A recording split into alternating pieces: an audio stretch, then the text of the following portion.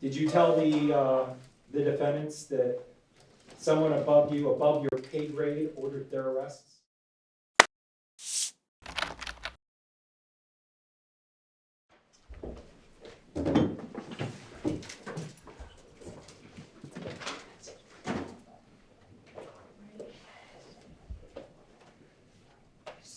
So I do want to say before we call our witness back up, that the court will be done today at 4. So I don't know if you want to call them a certain way, but at 4 o'clock well, like at 3:50, we'll talk about how many witnesses we have left and when to continue it.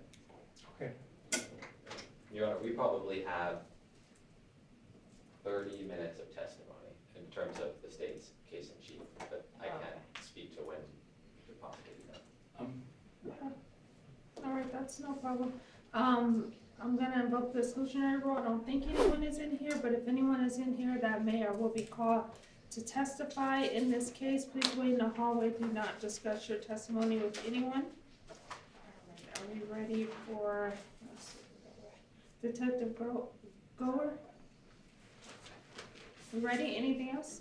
We might have a stipulation to save us some time. They're discussing it. Oh, okay.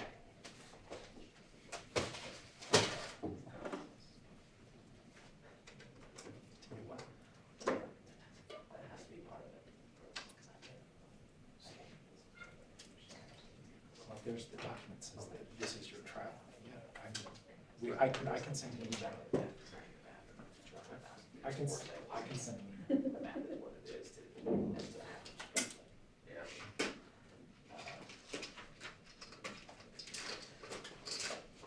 email. Do you guys want me to go wait when you discuss? I think it's just a minute. Yeah. If are we Murray, just let me know. So if we stipulate it to the average time, would you be willing to stipulate? Okay. All right, are we bringing the officer back? Can we do the stipulation first? Sure. Okay. Are we on the record? Yeah. Okay. That's, All right. So, Your Honor, we have stipulated what was essentially an expert's report that he will come and would come and testify to, that according to the CAD timestamps and the distances between intersections, when the motorcycles were traveling from Saharan-Jones to Saharan-Lindell, they traveled an average of between 32 to 35 miles per hour, and to be very clear, that's the average. We're not saying that was their constant speed, that was their average speed. From Saharan-Lindell to Saharan-Decatur, an average of 51 miles per hour. From Saharan-Decatur to Saharan-Arville, an average of 31 miles per hour. From Sahara and Arville to Saharan-Valley View, an average of 39 miles per hour. The CAD does not designate, they were stopped at a light at Saharan-Valley View, and the CAD does not designate when they moved forward from that light. So we cannot determine the speed from Saharan-Valley View to Saharan-Teddy. However, from Saharan-Teddy to Saharan-Rancho, their average speed was 42 miles per hour. And again, these are averages. We are not saying they were constant speeds, that's just the average speeds. do you have this written down somewhere? If not, you're gonna have to yes, go Your a Honor. little slower. Yes, Okay. Your Honor. We have the report, but we wrote on it. I'm happy to give it to him. Oh, I'm happy to just give this way. yeah, we have an exhibit showing the experts' calculations, and so we're stipulating that to be true and correct. Oh, So okay, you're on the market first. all right. Okay. And we can just submit this Yes, All right. part is limited to that. in a minute. Under state or under defense? Put it under defense since it's technically their expert. Where does your range end? It ends at X, so this would be Y, exhibit Y. Okay, we're ready for Detective Gallagher. Just to bring us where we were before, you previously testified that you did not remember the specifics of the motorcyclists changing lanes on Sahara, correct? occurred? Where or to what lane? Correct. Okay, so we're simply gonna look at your radio transmissions, and we're going to start at 3 seconds. And we're gonna play it and see if that refreshes your recollection of their lanes at certain times, okay? East Sahara, eastbound through Lindell, number 2 lane. Did you hear that? Okay, does that refresh your recollection of where they were at Sahara and Lindell? Number 2 lane. Okay, now we're gonna go to 21 seconds. And that was at 3 seconds? Well, 3 seconds of the radio transmission. Okay. I'm making a record of where I'm playing on the exhibit, Okay. okay? So that doesn't mean it's 3 seconds of real time. Okay. That's just of the exhibit we have, that's where it is. And I'm gonna start at 20 seconds for the next one.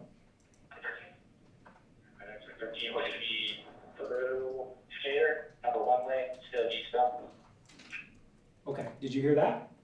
Yes. Okay, when they went through Decatur, which lane were they in?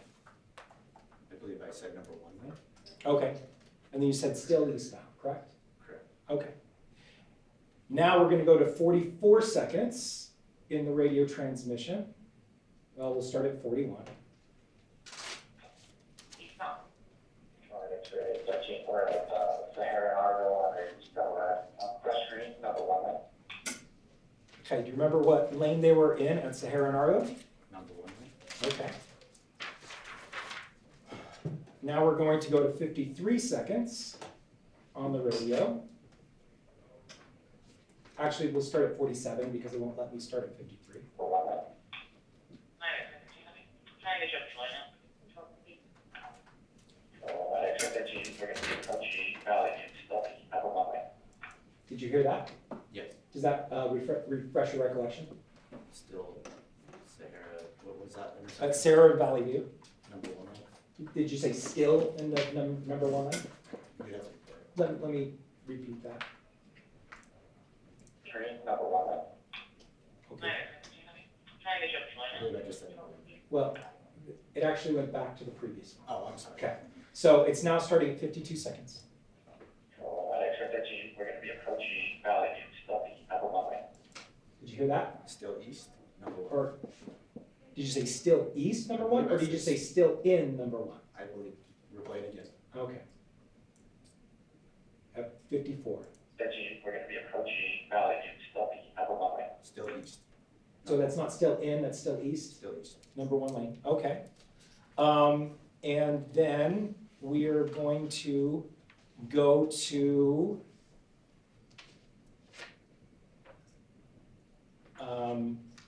217.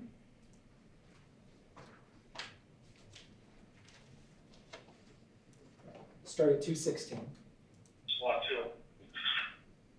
Under 13, we're from Teddy.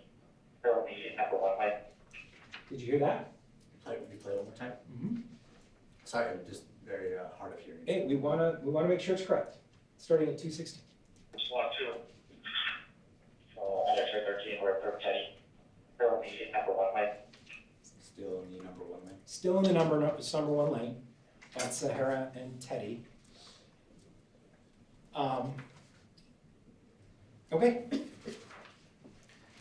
So to sum up, at Sahara and Lindell, number 2 lane, Sahara and Decatur, number 1 lane, Sahara and Arville, number 1 lane, Sahara and Valley View, number 1 lane, Sahara and Teddy, still in the number 1 lane, and then Sahara and Rancho, number 1 lane, correct? Sahara and Rancho? Yes. I don't think that. Oh, did we not? Just a second. Oh, excuse me, there is none there. You didn't say which lane in there. Okay, so to Sahara and Teddy, still in the number 1 lane, correct? Correct. Okay, so If that's the last radio traffic. Okay. So from Sahara and Decatur through Sahara and Teddy, they stayed in the number 1 lane, correct? From radio traffic, yes. Okay. All right.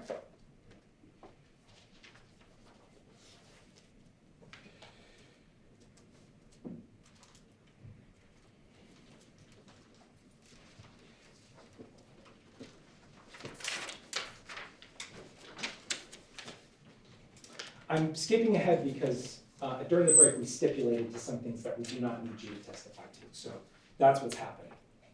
Do I still need this pen and paper? No, you don't.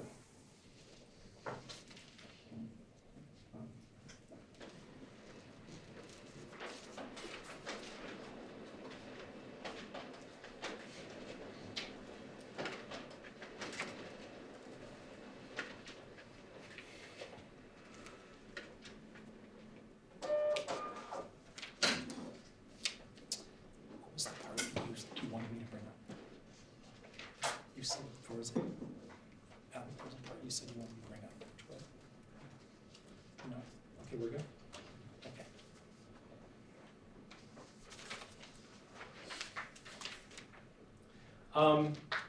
When Detective King showed up, did he take over the investigation of Mr. Millan?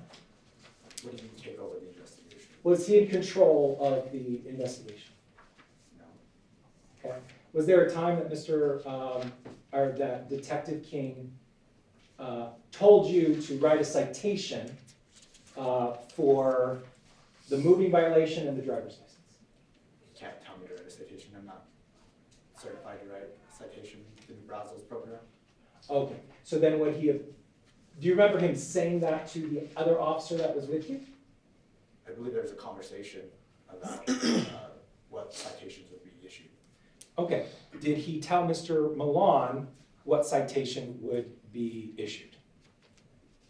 I believe so. Okay, what did he tell Mr. Millan he would receive citations for? Or no, I'm gonna object on hearsay. Sustained. Okay.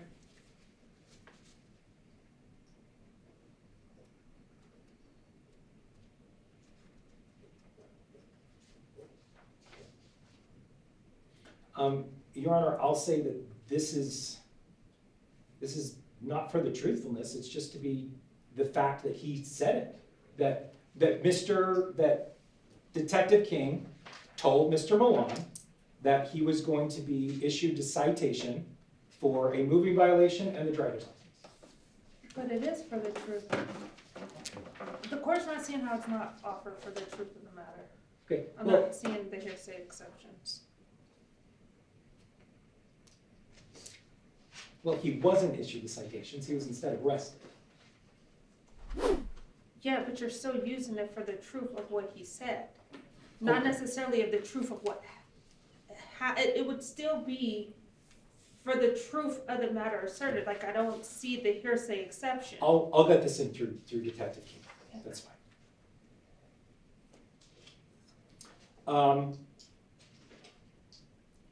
For timing purposes, solely for timing purposes, was there a time that Detective King told Mr. Millan that he would be issued traffic citations and let go?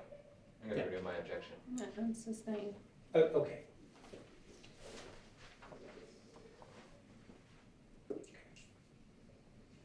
Was there a time that Detective King effectively ended the traffic stop, deciding that Mr. Millan would be let go? No. No?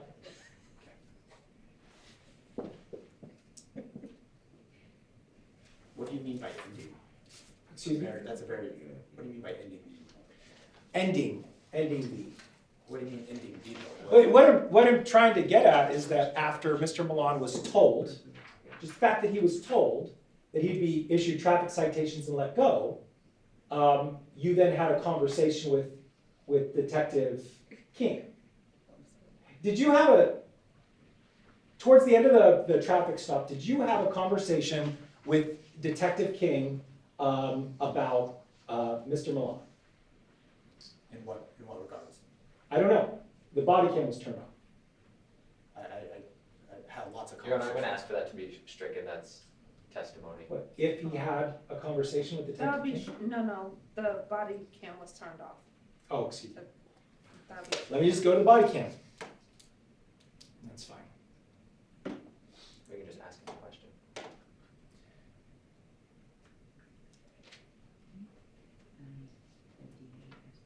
Well, I I want it in there that his body cam was turned off, so I'll do it this way.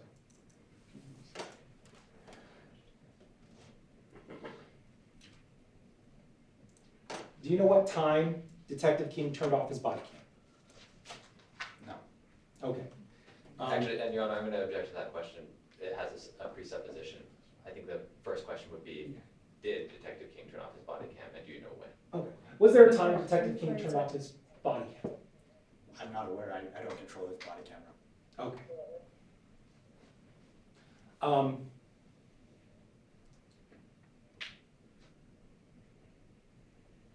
Okay.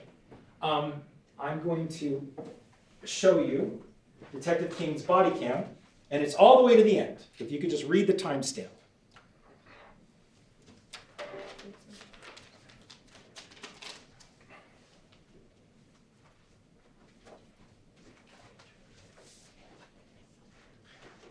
Now the video shows it at 0, correct? On the right-hand side of this body cam? Correct. Okay. And what is the timestamp on top? It says 04. Right, it's Zulu time. Are you familiar with Zulu time? Yeah, 042809. Right, and so would that be 9/28/09? Sure, I'm not aware of Zulu time. Zulu time 04/28/09, correct? Correct. Okay.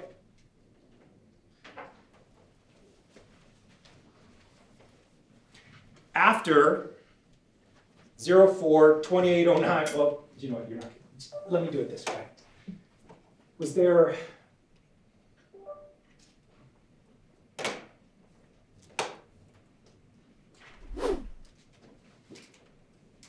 another officer present during Mr. Millan's detention?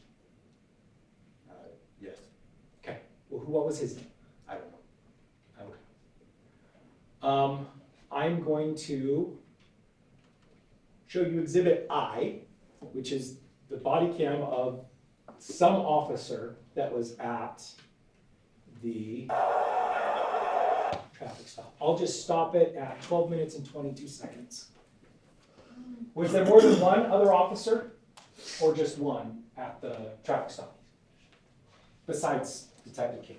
It was me, Detective King, and another officer. Okay, so there were only 3 of you. Yes. Okay, so this is body cam of somebody besides Detective King, correct? The body cam footage of somebody else? Yes. So this was the body cam footage of the other officer, whoever that is, Yeah, correct? I don't recall his name. Okay, good, all right. So we're gonna go to 04/29.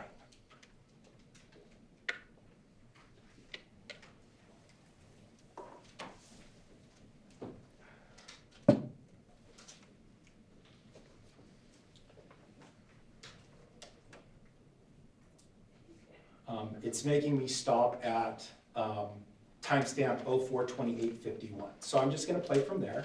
And I'm gonna ask you if you are having a conversation with Detective King after his body cam was turned off.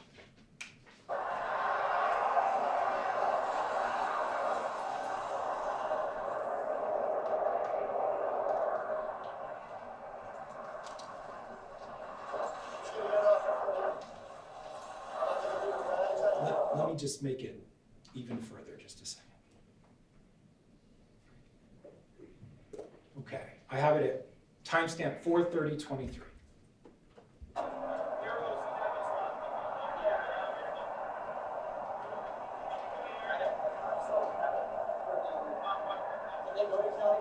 Okay, so then I just stopped it at 28:59 on the video, 04/30/34 timestamp, Zulu time. Were you having a conversation with Detective King? Yeah. Okay, and that's after he turned off his body cam, correct? Objection, Your Honor. He already said he doesn't know whether he turned off his body cam. He just testified at the exact time stamp that the body cam ended, at He 4:28. doesn't have any personal knowledge of whether the body cam was turned off. How is his name? Okay.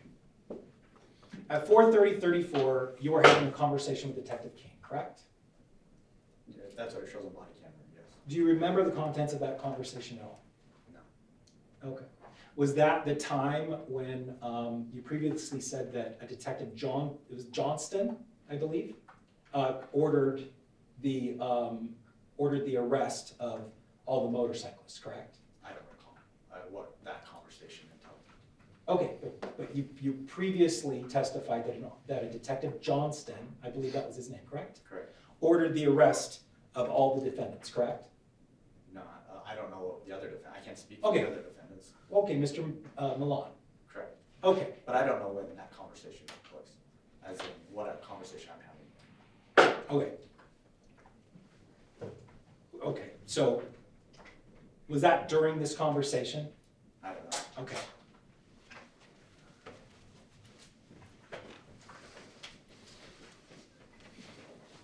And Mr. Millan was in fact arrested for reckless driving, correct? Correct. Okay. Under the orders of Detective Johnston, correct? An arrest, he requested an arrest be made. He didn't know as in what crime. That I believe. Once again, I didn't speak to Detective Johnston. Oh, okay. But you were told via Detective Ogilvy that Detective Johnston ordered the arrest, correct? An arrest would be made, yes. Okay. Do you know who Detective Johnston's supervisor is? No, I did not know at the time.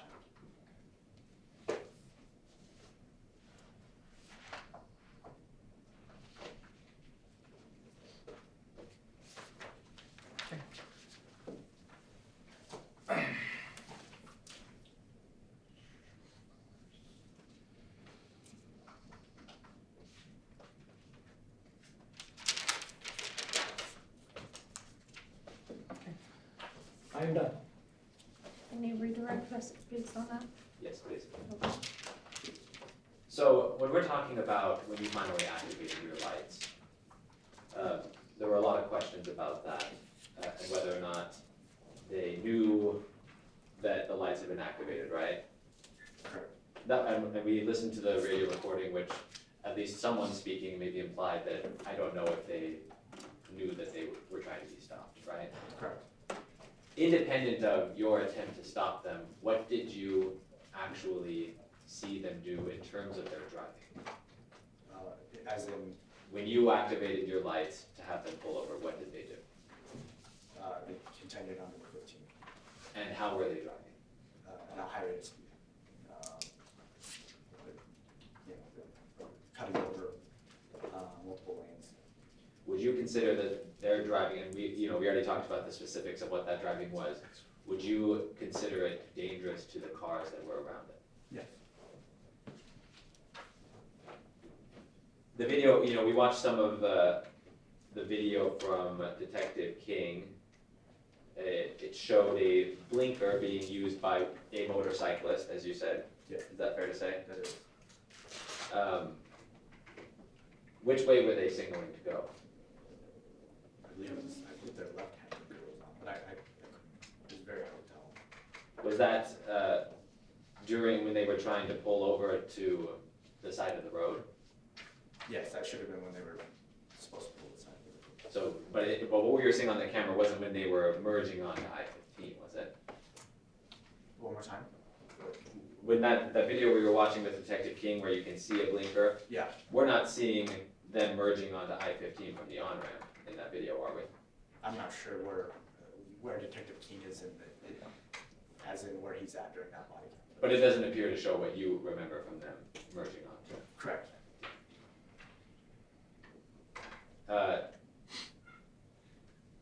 We looked at the video of you speaking to Mr. Millan, and you said you said that you never saw him flip anybody off. Is that right? Yeah, I don't recall that ever being. Did you ever see him cut anybody off? Yeah, I mean, the signal intent, I can't say cut off, but, moving over, causing somebody to brake, or not utilizing a blinker, I could have said cut off. I honestly, the only thing I remember about something falling off is literally something fell off his motorcycle as I was following him. But regardless of what you said, did you see Mr. Millan cut somebody off? Yeah, this. When you were at Jones and Zahara, did you see anybody signal with their hands? No.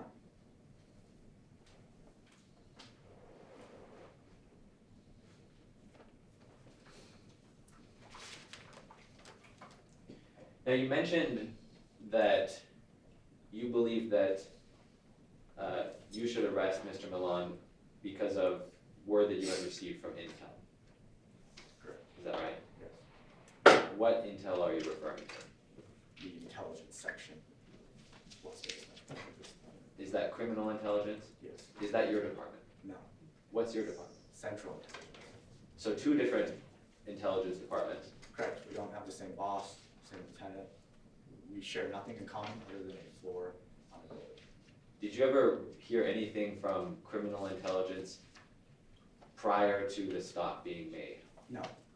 So, is it fair to say that the stop of the defendants on their bikes was solely an operation of your team that, is that fair to say? Yes. And it arose because they were spotted driving unsafe? Yes. You weren't on any sort of assignment to pull over anyone involved? No. Absolutely not. But after they were pulled over, you received some kind of word about it? Correct.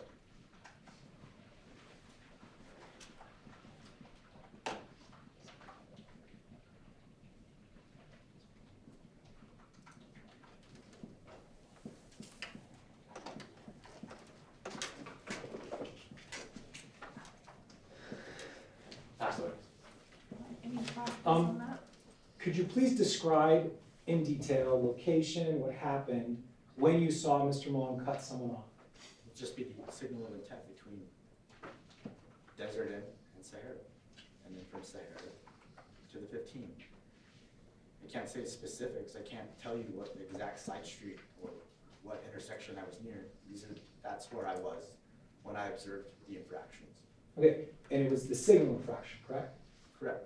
Okay, how close was the other vehicle when he changed lanes at that time? I don't know. So can you really say he cut anybody off, or did he just simply change lanes in front of them? I guess I can't say that he got cut off. I can't tell. If I'm driving next to the person, I may not see the brakes be initiated, not unless it's a dramatic come to a stop, cut off. Do you know who Detective Johnston's immediate supervisor is? Ask and answer. Or did I? Yeah. Okay, That's his name. okay, that's fine. All right, that's all. Nothing further from the stand. Thank you all for your testimony. Please don't discuss it with anyone. I might still call him Oh, afterwards. yes, so You might you be- might not be free to leave. I got that scenario.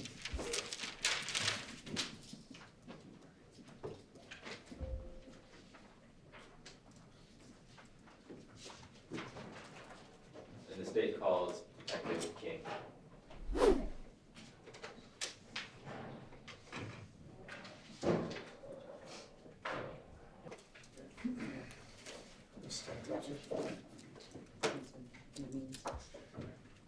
Raise your right hand. Do you solemnly swear to tell the whole truth and nothing but the truth to help you God? I do, Please have a seat. thank you. For the record, state your first and last name with spelling, please. Certainly. Jonathan King-Caplan, it's Jonathan, last name King-Kaplan. You may proceed to state. Detective King, what is your employment? I work for Metropolitan Police Department, And how long have you been with Metro? about 8 years now. And on June 20th of this year, were you working on a particular unit within Metro? Yes, I was, What was that? the narcotics crime section. And what does it mean to be involved, to be on the narcotics crime section? I've been a narcotics detective for 2 years, so I work in the section that just focuses on narcotics crime. Specifically, I'm on the Southern Nevada Interdiction Task Force. So I patrol the highway, bus terminals, airport. What were you doing around 8:30 p.m. on June 20th, 2025? I was assigned to a operation in the Spring Valley Area Command, a saturation operation due to increase in violent crime. Was that a shield operation? Yeah, it was Operation Shield. And did you at some point receive, I guess, an alert over radio or dispatch that there was a potential reckless driving event occurred? Yes, I did. Do you remember what you were doing before that? I was on a break in the parking lot. And did you have some sort of response to receiving that news? Yes, so I heard the direction of travel. It was coming pretty close to where I was at. They requested a marked patrol unit to assist with a stop. I didn't hear a response for a patrol unit, so I was in the area and I decided to assist them. And what were the subjects? You know, what kind of vehicles are we talking about here? There's motorcycles. There's a group of motorcycles traveling down the roadway. Do you remember which roadway they were traveling on when you decided to respond? Yeah, it was Sahara, eastbound on Sahara. That's here in Clark County, right? Yes. And so at some point, did you get a visual on the suspects?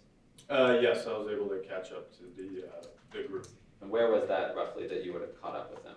It would have been the I-15 and Sahara interchange.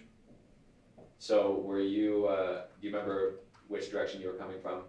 Yeah, I was traveling eastbound from Arville and caught up to the group at that intersection. Okay, so were you on Sahara as well? Yeah. And were you behind them at that interchange? Yes, I was. Okay, and so what happened next? The light cycled to a green left turn. The group got on the on-ramp I-15 at Sahara. I followed them onto the on-ramp after we made the turn. Now your car, was it a marked car or an unmarked car? It was an unmarked vehicle. Okay, does it have lights and sirens? Yeah, it has emergency lights and sirens. So you followed them left onto northbound, the on-ramp, I-15. What happened next? I informed the units on the radio that I'd be activating my lights and sirens, and I turned my lights and sirens on to initiate a traffic stop. So at that point,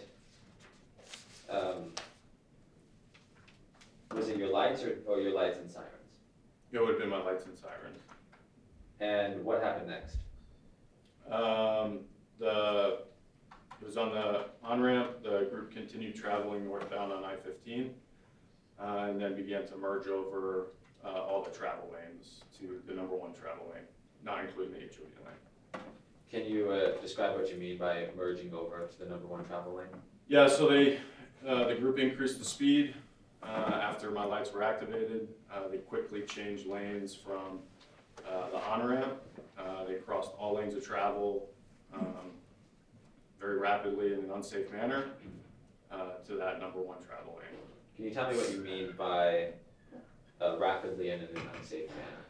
Yeah, so I didn't see any turn signals. I noticed other cars were having to, I saw brake lights come on the freeway as these motorcycles went in front of them. So it was causing cars to slam their brakes on because they didn't see them merging over, I assume. And so at that point, were you still on the on-ramp?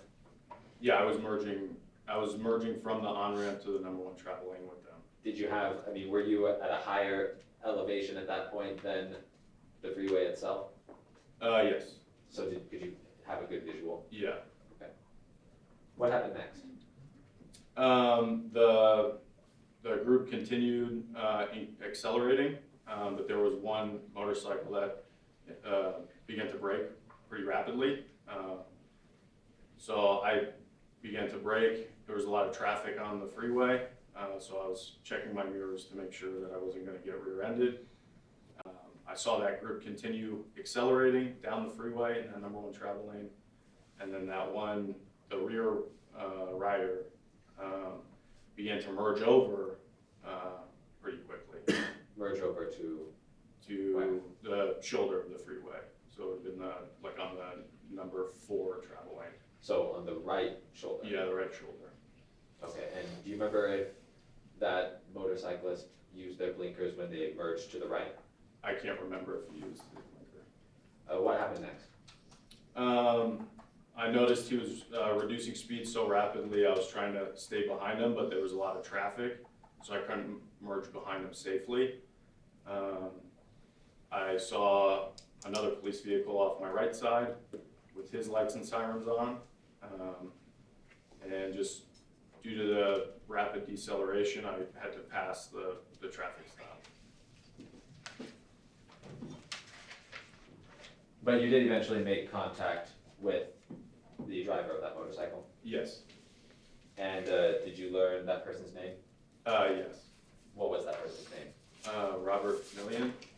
Do you see that person here in the courtroom today? I do. And can you identify an item of clothing that he is wearing? Certainly. Black t-shirt. Anything else that you can say as far as his appearance that would help identify him? He's sitting on the left side of the table. And he has a tattoo on his throat. Let the record reflect that he has identified the defendant. Yes.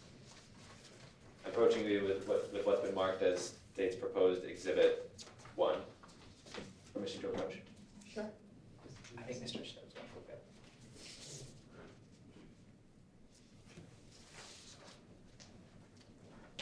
Do you recognize what's depicted in these photographs? Yes. And what is depicted in these photographs? That's Detective Gower on the left, and then that's Robert Millan on his motorcycle. Do these photographs depict how the scene on the side of the road looked that night? Yes. Do they fairly and accurately depict that? Yes. And are these photographs of the Mr. Millan that you were just referring to? Yes. State moves to admit that.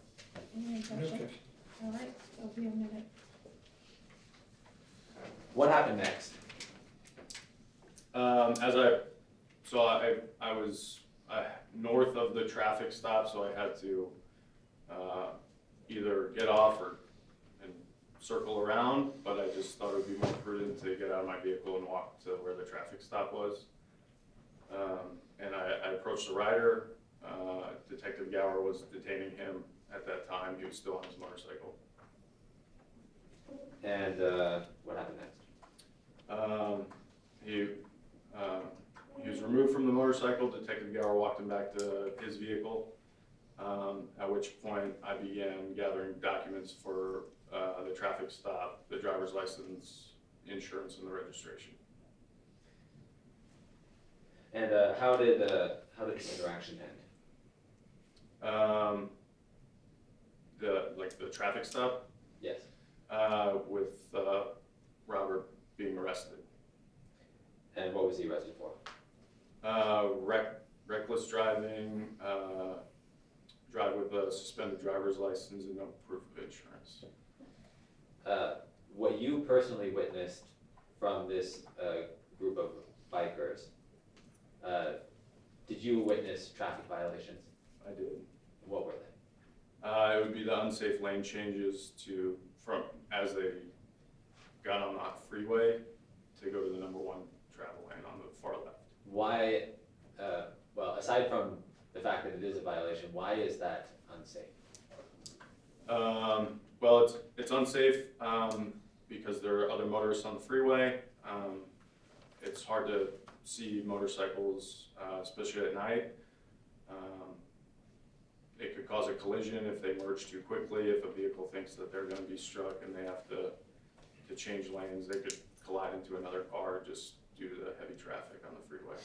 And was it fairly dark at this point? It was pretty dark too.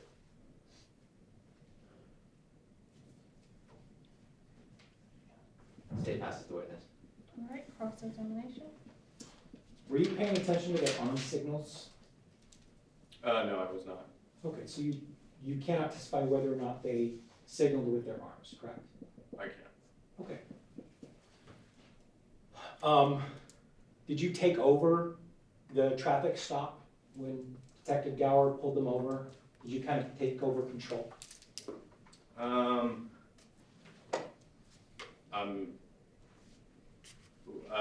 guess I'm confused by the question. Okay, is there usually one officer that leads a traffic stop, gathers the documents, makes the decisions on what to do? Typically, yes. Okay, who was that officer for Mr. Mullen? I would say it would be Detective Gower. Okay. Why were you the one that gathered the driver's license and all that information? I gathered those documents because I assumed Detective Gower didn't have a means to run the driver's license. My vehicle is equipped with a data terminal, so I'm allowed to, I have access to those DMV files. Okay. I am going to show you a document, our Exhibit A. Trying to.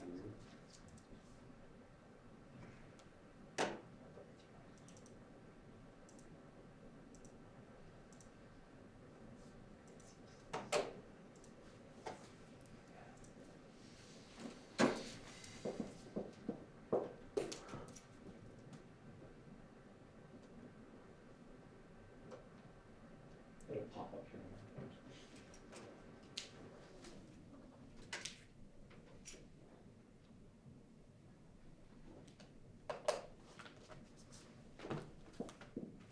Do you recognize this document? A little bit, yeah. Okay, prolonging a traffic stop, constitutional corner? Yeah. Okay. Was this part of training that you had to do in the last 5 years? Yeah. Okay. And under this training, does it say that you're not allowed to prolong a traffic stop even for 40 seconds? And divert from the mission of the traffic stop? Yeah, that's on. Okay. And so if you want to do a bigger investigation of the person you stopped, beyond the exact traffic citations you were pulling them over for, Mhm. is that allowed under your training? So outside the scope of the traffic stop, you would need reasonable suspicion. Okay, of something besides the traffic, correct? That's correct. Did you have reasonable suspicion outside the traffic for Mr. Millan? I can't speak to other detectives. For me, I was also investigating obstructing Obstructing what? the other traffic stops. He was obstructing other traffic stops? So, yeah, the manner in which he put his brakes on forced my vehicle and other police vehicles to slow down, and they weren't able to get behind the other motorcycle riders. So at that time, I felt that it was a deliberate act to prevent me from going around him to initiate traffic stops on other riders. When lights and sirens were put on, were all the motorcycles in front of you? Yes, Okay, and he was the only one in the rear, correct? that's correct. How are the other motorcycles supposed to know that they are being stopped? I don't know. Right. Would a reasonable person just think that the person in the back is the one being stopped? I don't think so, no. Why not? Because if it's a group of people driving recklessly, I would assume they would all know that they're being pulled over. Or if they're not sure, they're supposed to pull to the right for an emergency vehicle. Okay, are you aware that both the district court and the lower courts, specifically the Las Vegas Municipal Court, have tried this issue? And the judges, it was upheld by the district court, but the judges in the Las Vegas Municipal Court found that, that you only have to pull over if you reasonably believe you are the person being stopped, and that only the person in the back would reasonably believe they were the ones being stopped. Are you aware of that? I'm not, no. Okay.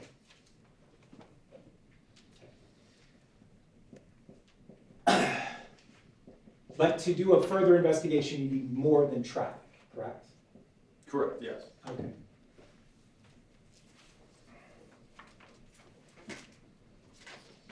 Do you know Sergeant Matthew Donaldson? I don't. Okay. Are you aware if he had played any role in this incident at all? I don't know that. Okay.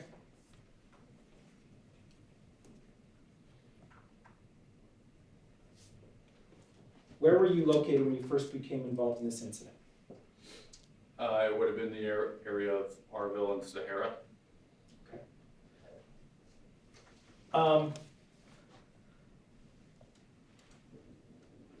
Is it policy that as soon as you want to pull someone over, you're supposed to turn on your body cam? Yes. Okay, did you? No. Why not? I forgot. But if you would have turned on your body cam, we would have seen everything you just testified about, correct? Yeah, I suppose so. I can't speak to the direction the camera was pointed in. Okay.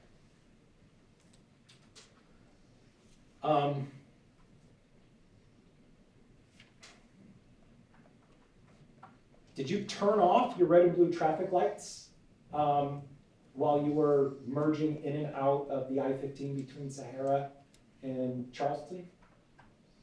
I don't remember. Okay.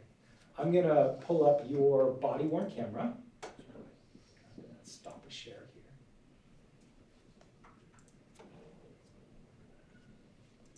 Exhibit D.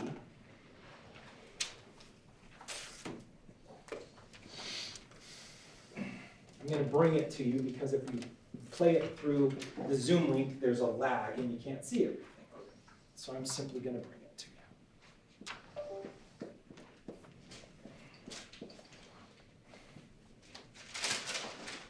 I'm gonna play the first 3 seconds. And I'm gonna ask if you see a motorcycle here in your front left corner. Okay?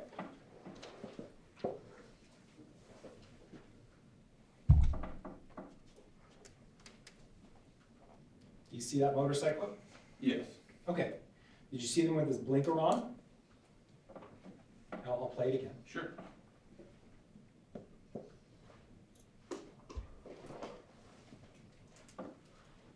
Okay. It froze. I just need to bring it up again.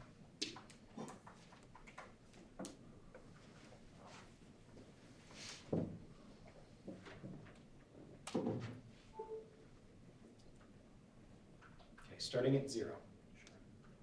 Oops.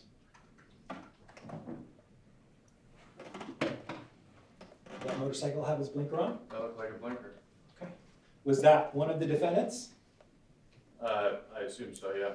Okay, so at least one of the defendants was using their blinker as they merged left through, while they were merging onto I-15, correct? Correct. Oh, okay. Now, we noticed movement here. Was that because you had to slam on your brakes? Here, let me play again the first 6 seconds.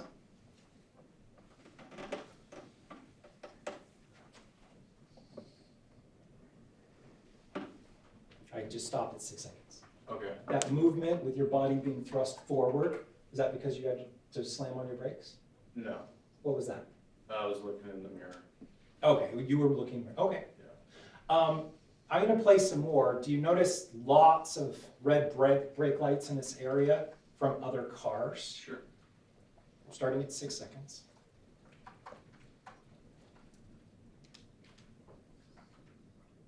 Do you see those? Yeah. Okay, so were there lots of cars that were using the red brake lights at the beginning of this video? I'm confused by the question. Okay. I can only see the one car. Well, there's all these cars here. Do you Oh, see okay. those cars? Yeah. The ones that are merging on or off of the freeway from. Yeah, I see those. So when you merge on or off the freeway between Sahara and Charleston, it's one merge lane, correct, to the right?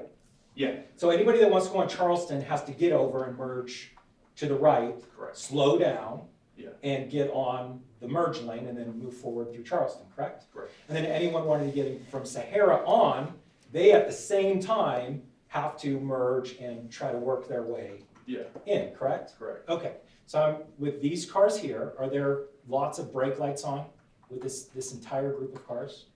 In that image, no. Okay, well, Well, see all these red Yeah. bright lights? yeah. Yeah. So are they all using brake lights? Yeah, I would say those are brake lights. Now, this one motorcycle is still over here to the left, correct? Correct. Okay, he's not merging in there, correct? No. Okay, so they had the brake lights without motorcycles in between them to try to merge, correct? Correct. Okay. Are your lights on at this time? Your red and blues? No, Okay, why? I don't know. Okay. But they were not on at this time, correct? Correct. Okay, and I'm gonna press play. Tell me when they come on. Certainly.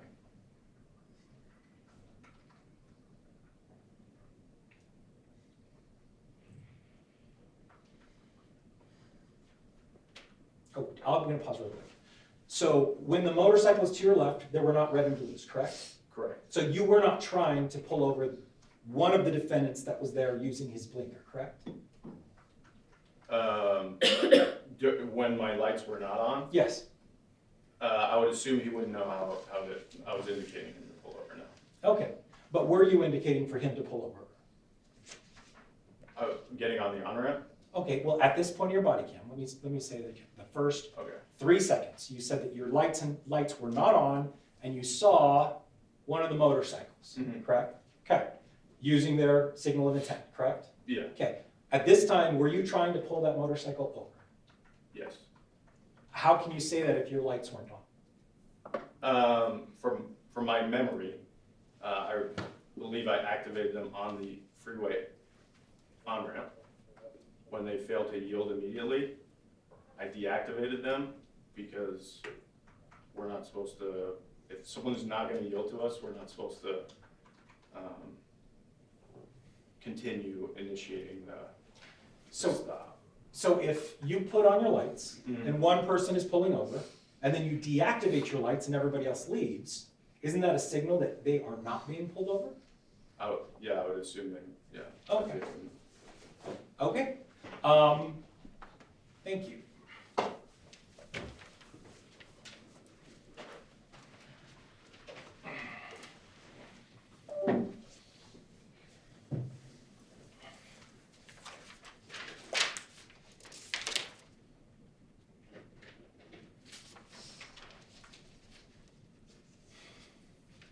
What was your goal during Mr. Millan's detention?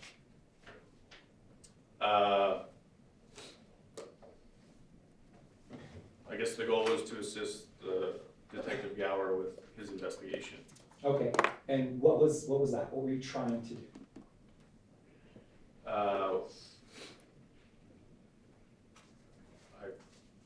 I guess I'm confused by that question. Was I like trying to, I guess I was trying to gather his documents and assist in any way I could for Detective Gower.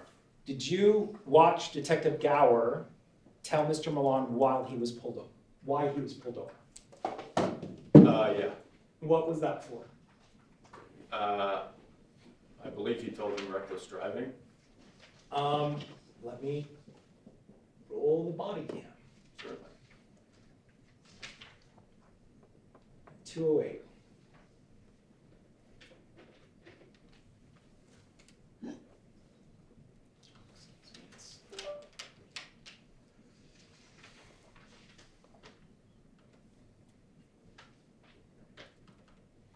Bring it here.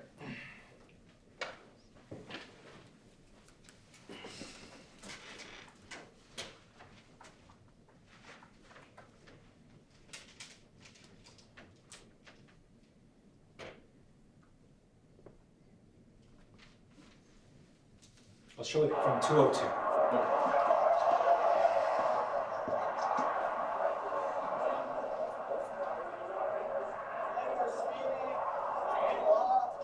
Did you hear what he said right there? Speeding? And, I didn't hear. okay, but it was for speeding. He said, did he say reckless driving? I didn't hear reckless driving. No. Okay, so let's do that again, and listen, it's speed, he says, I Okay. got you for speeding, and he says something else, see if you Yeah, can yeah. catch it. Yes.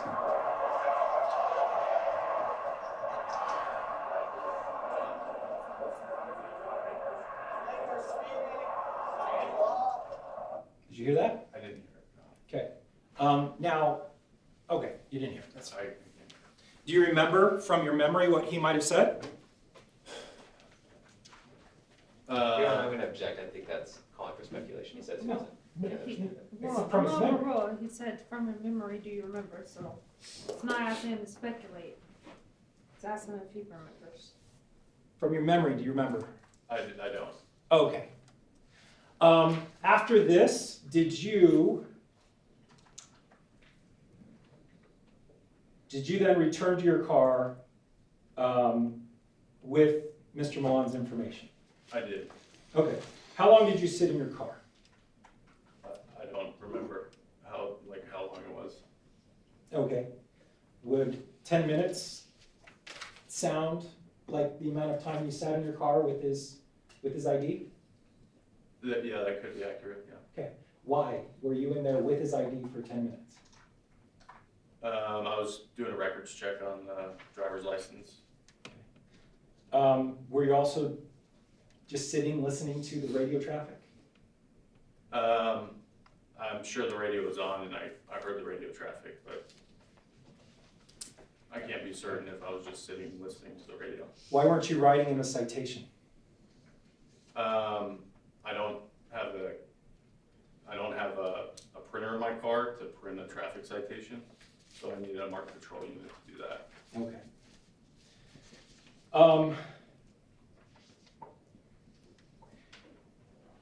Did you make any comments about Mr. Millan while you were in the car? I don't remember. Well, first of all, do you have a prejudice against Mr. Millan? No. Okay. Do you remember saying he was effing dumb as F? And I assume you know what I'm saying when I say F, correct? The F word? Yeah, Right. Do you remember saying that? I did say it in the car, yeah. Why did you say that? I think I was talking to my computer because it wasn't working.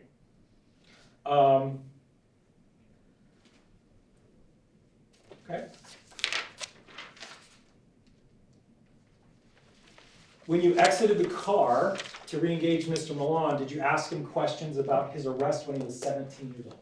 I did. Is that part of a normal mission of a traffic stop? Typically, I do ask people about criminal history. But is that part of writing a ticket or a normal part of the traffic stop? No, it would not be, no. Okay, and you had his license, so nobody else could write a ticket at that time, correct? Correct, yeah. Okay. Then did you go back to your car? I did. Did you exclaim in your car, quote, "This effing sucks"? Yes, What were you frustrated about? the computer. Okay.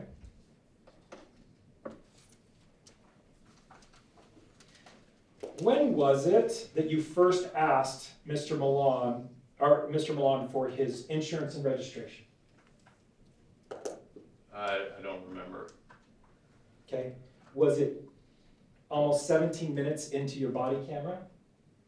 Yeah, that could be correct. Okay. If you were the only one that could write a ticket, and you were holding his license, so nobody else could do anything, and why would you wait 17 minutes to ask for his insurance and registration? Well, I couldn't write a ticket, but yeah, I don't know.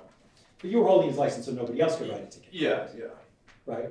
yeah. And so you're doing this whole investigation, and the entire traffic stop is delayed because you're holding his license, correct? I don't.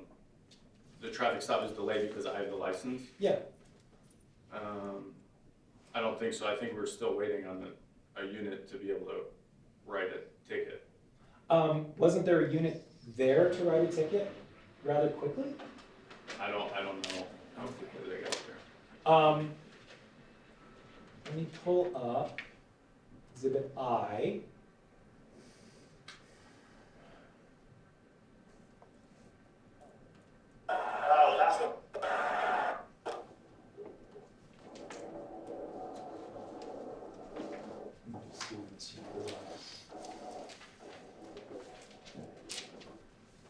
I'm just gonna bring this to you.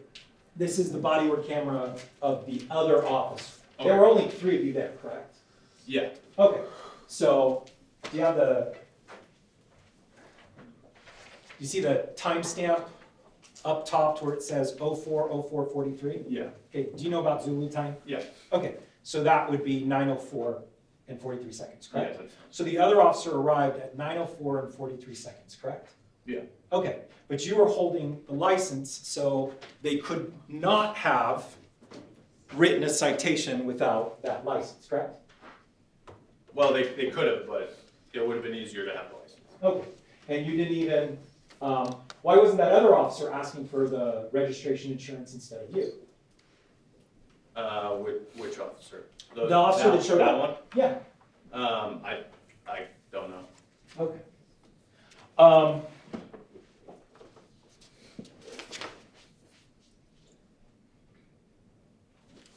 Did you search Mr. Millan's saddlebags?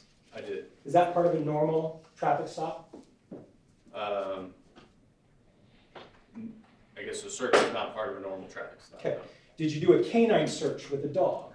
I did. Was that part of a normal traffic stop? No. Okay. Did you make a decision on issuing citations to Mr. Millan? I assumed that a citation was going to be issued by the lead investigator on the scene. Did you direct somebody to issue 2 citations? Yes, One for the moving violation and one for no driver's license? yes, Okay, so you were the one that made that direction, correct? correct. And said that he would be let go, correct? After Correct. that? Okay. What changed? Detective Gower said that he wasn't going to issue a citation to Robert, and that he was going to be taken into custody and arrested. Okay. Now, earlier, Detective Gower said that a Detective Johnston from the Criminal Investigation Unit, through Detective Ogilvy, directed that both of you arrest him. Is that consistent with your memory? I'm gonna object on hearsay. I'm gonna allow it. It's not. I wasn't privy to any of those conversations. After you turned off your body cam in this instance, did you have a conversation with Detective Gower? Yes, With no body cam? that's correct. What was the contents of that? Detective Gower told me that the subject was going to be arrested, and that a citation would not be issued. Okay. Was Mr. Millan respectful to you? He was. Was he cooperative? Yes, he Was was. he polite? Yes. Okay. Why did you turn off your body camera for your conversation with Detective Gower? Detective Gower said that he wanted to have a conversation about the investigation and about the other traffic stops that were going on at the same time. Was there a conversation of making sure that everybody went to county jail instead of city jail? That sounds right, correct. Okay, why? I don't know. Was it so that they could be interrogated by intelligence officers in the city? He said he didn't. No. I'll sustain.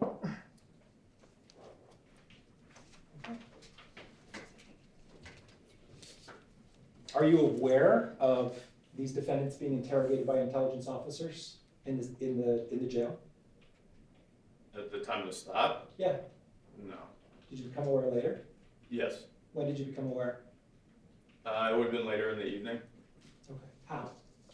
I think I received a phone call, From whom? Detective Gower. That said what? He was Object asking, on hearsay. Sustain.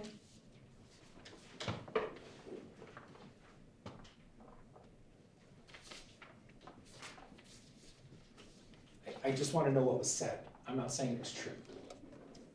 That's still hearsay. If you are Yeah. saying that it's not offered for the truth, then it wouldn't be hearsay, but you're specifically saying you wanted to know what was said, so I don't see another I'm- reason for it to be offered. It's offered for the truth of what he was told. But what's the Yeah, relevance that's of that? hearsay. I don't know yet until we know what the conversation was. So,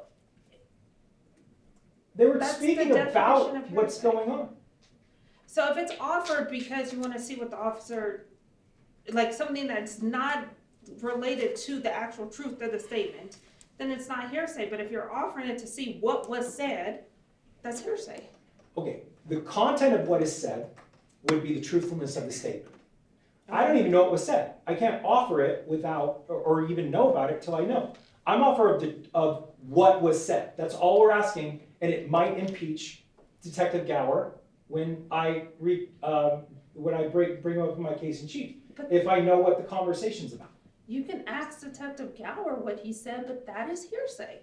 If he is testifying to what Detective Gower said, that is basic hearsay.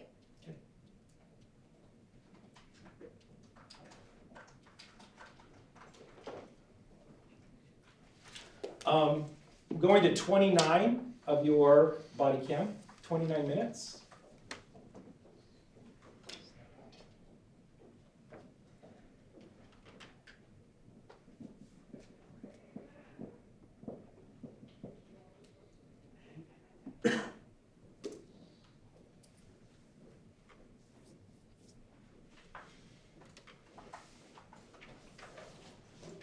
Oh, excuse me. 29 minutes of the other officer's body cam, exhibit I.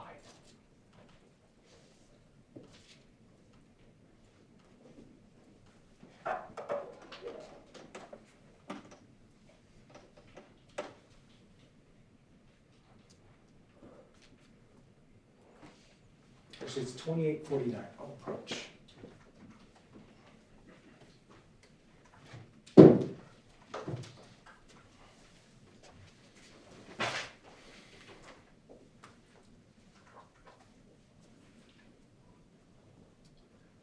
Well, first of all, with your conversation with Detective Gower, when your body cam was turned off, were you talking about the arrest of all of the defendants and not just Mr. Millan? I think so, yeah. Okay. Why were you talking about the arrest of all the defendants? I'm not exactly sure like what transpired after we pulled Mr. Millan over. But I think other units had converged on the other riders and had detained them or conducted a stop on them. Okay. But why were you involved in a conversation what's happening with the other riders? But I think Detective Gower was telling me what was going on as a whole, as a group. Okay. Anything else with me? We're done, Your Honor. All right, any redirect us based on that? Very briefly, you mentioned that you searched the saddlebags. Yes. What was the basis for that search? I was conducting an inventory of the vehicle. And did you ever ask him whether you could search the bags? I did. And what did he say? He said he would open the saddlebags for me. So he gave consent to search them? Yes. And what about the K-9 search? I deployed my narcotics detector dog on the exterior of the vehicle as a free air sniff. A free air sniff? Yeah. And did that prolong the stop at all? No. Reckless driving is an arrestable offense, is that correct? Yes. In terms of anything that happened after the suspects were arrested, did that have any weight in terms of the reason for the stop? I'm sorry, could you? Sorry, let me rephrase that. Yeah, I understand. We were talking about what may or may not have happened at the jail after the arrest was made. Is that fair to say? Yes. In terms of why you made the stop, did it have anything to do with what you thought may or may not happen after the suspects were stopped and cited or arrested?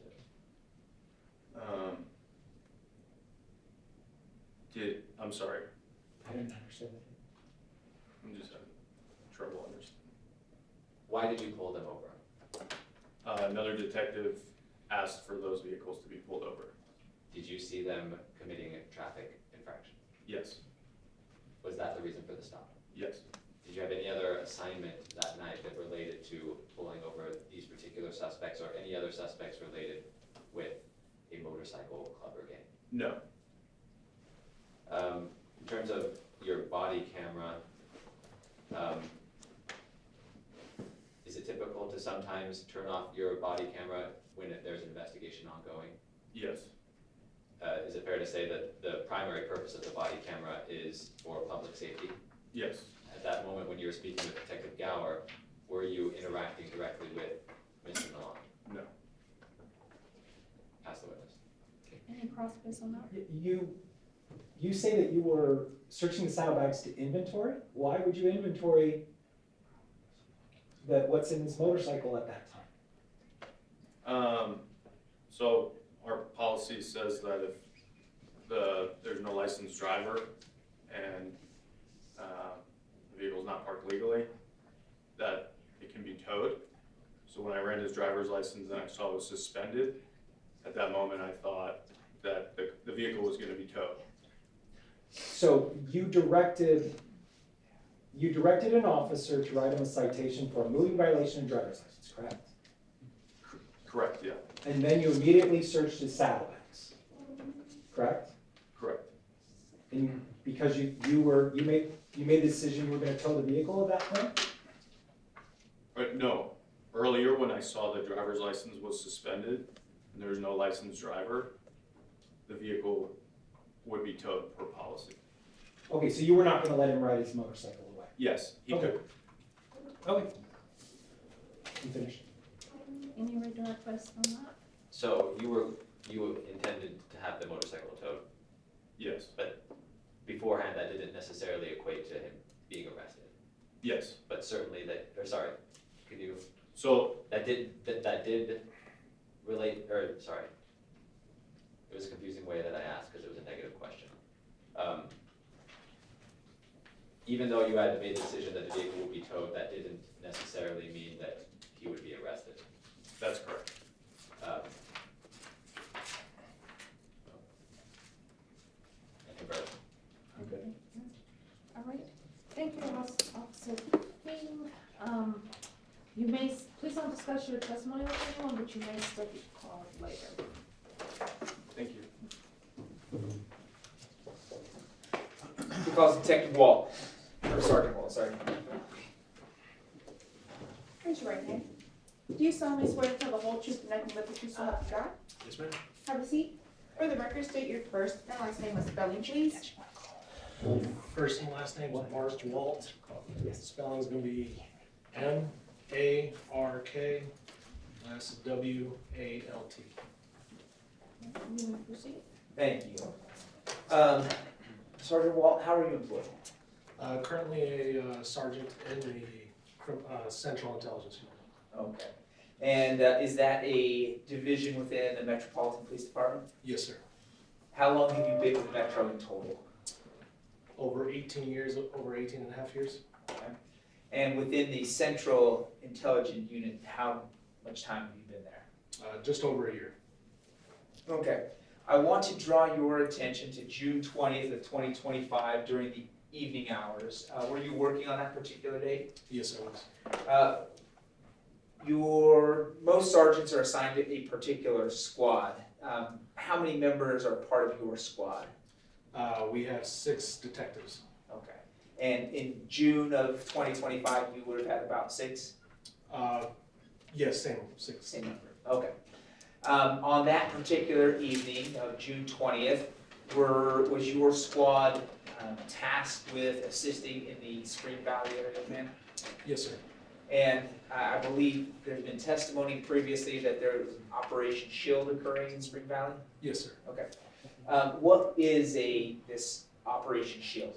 What's the purpose of it? Shield Op is, you could have multiple area commands. This one was intelling Spring Valley as well as South Central Area Command, as well as the narcotics section and then our CIU section. Okay. And while you're there in the Spring Valley area, let's just very specifically narrow that down, what are you trying to accomplish during this SHIELD operation? Saturation, we are looking from vehicle citations, arrests, pedestrians. We are just going proactively for our unit with plainclothes. Okay.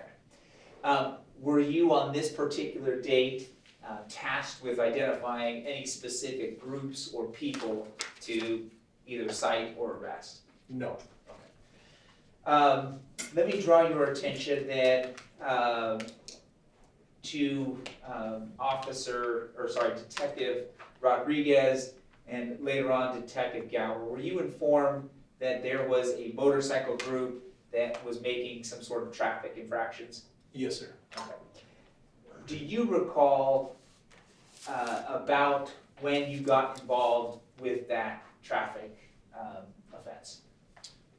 They broadcasted it on our plane talk channel that a group of motorcycles traveling north on Jones just left the Jones and Harmon area at a high rate of speed. Okay. And you heard that call. Did you then drive to that general area in order to potentially assist with that? Yes, sir. Okay. Do you recall the first time that you made visual contact with this motorcycle group? It would have been off of Sahara, unknown which cross street. Okay. On Sahara, do you recall which direction this group was traveling, whether west or east? At this moment, they were traveling east. I think you previously said that your officers or your detectives were in a undercover plane vehicle? Yes, sir. Okay. Were you yourself also in a plane vehicle? Yes, sir. Is your vehicle equipped with lights and sirens? Yes, sir. When you make visual contact with this group, what did you do at that time? At that time, I just stayed in tail. I was at the rear due to not being able to catch up as fast. Updating traffic, attempting to get black and whites to our area to conduct the actual traffic stop. Okay. Did you eventually contact for a black and white to show up and make these stops? Yes, we were. Okay. And you said that at some point you were trailing this group of motorcyclists. Yes. Do you recall where it is that you began trailing them? Or was that just generally in Sahara? You don't remember? Generally Sahara, I think it was east of Decatur, maybe Lindell area. Okay. And how long did you follow them for? Where did you end pursuit of them? When they finally stopped, it ended at Las Vegas Boulevard, just north of Lake Mead. Okay. Do you recall how it is they got from where you first saw them to Lake Mead and Las Vegas Boulevard area? Yes, as we continued following the motorcycles, they ended up continuing on to the I-15 north at Sahara. At that time, the narcotics officer was the only vehicle we had to come and assist to do the stop. So Detective Gower and the narcotics officer attempted to conduct the stop on the motorcycles. Only one of the motorcycles pulled over on that freeway. At that moment, the motorcycles continued northbound on I-15 until I was able to catch back up with them at the exit ramp of Lake Mead and the I-15. Okay. So from the time that you saw the motorcyclists until the time that they stopped, just from your own perception, what, if any, traffic violations did you personally witness or see? None. Okay. So you're relying upon other officers relaying information as to what traffic offenses are being committed? Yes, sir. Okay. There was a time you said that, I believe you said it was a narcotic officer and Officer Gower at some point were able to stop one vehicle? Yes, sir. Did you pass them as that stop was occurring? Yes, sir. Do you recall whether or not Detective Gower and or the other officer, the narcotics officer, had their lights and or sirens on at that time that you passed? Both vehicles had their lights on. Okay. And that one motorcycle did eventually pull over, as you saw? Yes, sir. Did you ever stop at that location to speak with that motorcyclist? No, sir. after you eventually caught up with the remaining group, did you ever go back to speak to that one remaining motorcyclist? No, sir. Okay. So after you passed the Detective Gower and the narcotics detective, you're still pursuing them, and eventually they stop on just after the off-ramp? They continued east on Lake Mead till they turned northbound on Las Vegas Boulevard. About that time, we had our air unit finally overhead and was keeping surveillance. Detective Ogilvy was with me, and as the motorcycles pulled into a parking lot, I believe it was a Pep Boys, they started backing up their motorcycles up to the curb, and that's when Detective Ogilvy and myself conducted our, I guess you could say, a traffic stop on those guys. Okay. Up until the point where they began backing up their vehicles at the Pep Boys, did you activate your lights and sirens? No, sir. Okay. And as far as you can recall, did Detective Ogilvy also, he activated his lights and sirens prior to them getting into that Pep Boys parking lot? Not that I know of. Okay. When you get to the Pep Boys, do you make contact with the remaining motorcyclists? Yes, sir. Do you know, or how do you know, whether or not this remaining group of motorcyclists was connected to the motorcyclist that Detective Gower stopped? I believe during the traffic violation, calling out on the radio, we were having plates logged. So I was able to go and verify plates, as well as that'd be the only way, because I wouldn't be able to tell any of the persons on the bike. Okay. Did the motorcyclist that Detective Gower stopped and the motorcyclist group that you ended up making contact with, did they have similar clothing on, as far as you know? Majority of them all had leather jackets with Mongols written on the top. Okay. Do you recall exactly how many motorcyclists you stopped at the Pep Boys? I do not recall the total number. I think it was either 7-ish. Okay. And at the Pep Boys, would you be able to recognize those motorcyclists if you saw them again today? Honestly, no. Okay. If I was able to show you some footage of some body camera, would that assist you in helping identify who those individuals Can we are? just stipulate that the defendants were the ones they were? I appreciate that. Yeah. Okay. Thank you, They'll be Aaron. And thank you, Mr. identified. Stubbs. All right. So as you made contact then with the defendants, now that it's been stipulated, did you eventually determine what you were going to do with the offenses that had been committed? That was a really bad question. I'll strike you and ask you a better question. What did you eventually do after investigating those traffic offenses? What did you eventually do? So it ended up being criminal investigations were contacted. They stated that they were going to come out and arrest. Okay. Now, criminal investigations or criminal intelligence, is Criminal that, intelligence, sorry. okay, is that different than what you were doing, which was central intelligence? Yes, sir. Okay. Do you occasionally, when making stops on vehicles, do you occasionally get criminal investigate or intelligence involved? Occasionally, this was my first one. This is your very first time? Okay. How is it that criminal intelligence would know to potentially respond to something? There could be scope notifiers, or if it was a outlaw motorcycle gang, you'd just be notifying them, advising them so they could pass on intelligence. Okay. So at the time of the stop, did you personally make contact with criminal intelligence, informing them that you had, again, in theory, some Mongols stopped? No, sir. Okay. Do you know how it is that they became involved then in this particular investigation? Detective Ogilvy made contact with the other detectives. Okay. Eventually, did criminal investigations or criminal intelligence, did they eventually arrive at this Pep Boys area? Yes, sir. You were still present when they arrived? Yes, sir. do you recall what these individuals were stopped for, what offense was committed that they were stopped for? Reckless driving? Did you give them a citation, or did you arrest them for reckless driving? They were arrested for reckless driving. Okay. And reckless driving is something that it's a arrestable offense. Yes, sir.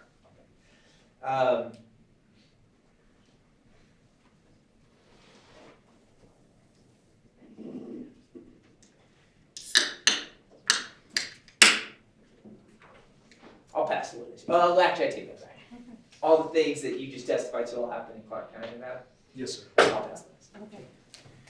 Cross? So you just said that you witnessed no traffic infractions whatsoever, correct? Correct. But you witnessed them merge onto the I-15, correct? I'm merging also. I have to merge and pay attention to all the other traffic that's coming. So motorcycles are ahead of me, and I got vehicles also in front of me. So I'm at the tail of their group. Okay, so did you witness them merge onto the I-15? The other detectives did. No, I did not. You did not, okay.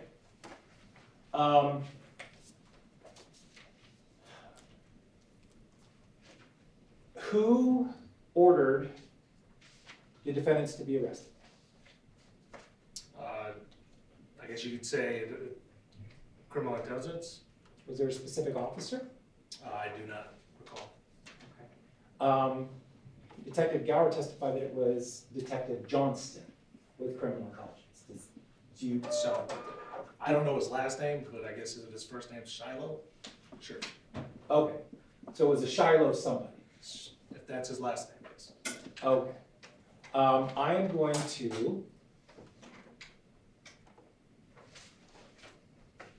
share with you a document.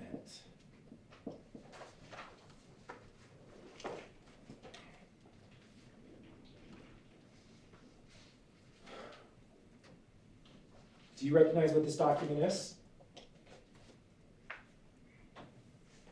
Looks like a property report. Okay. Was it from that evening?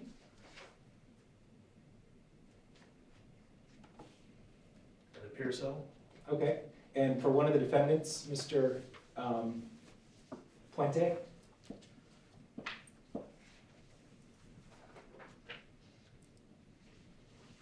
I can barely make it off on TV. Okay. Would the court be able to just turn the screen? Yes, sir. Okay. And does it show who the impounding officer was for this property report? S. Johnson. And Johnston. And who is S. Johnson's immediate supervisor? Matt Donaldson. Okay, do you know Matt? Yes. Okay. So, okay. I'm going to share with you a different document.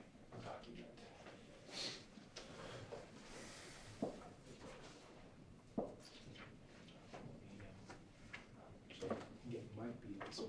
We do it.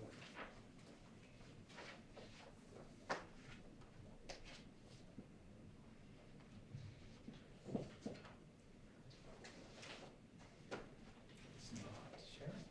Let me try this again.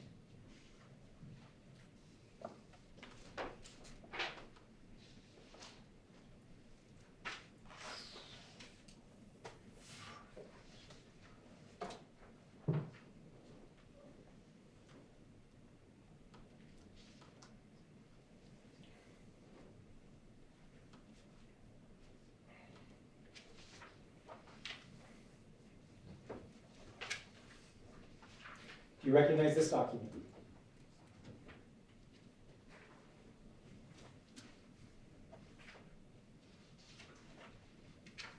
Not really, no, sir. Have you ever seen it before? Possibly.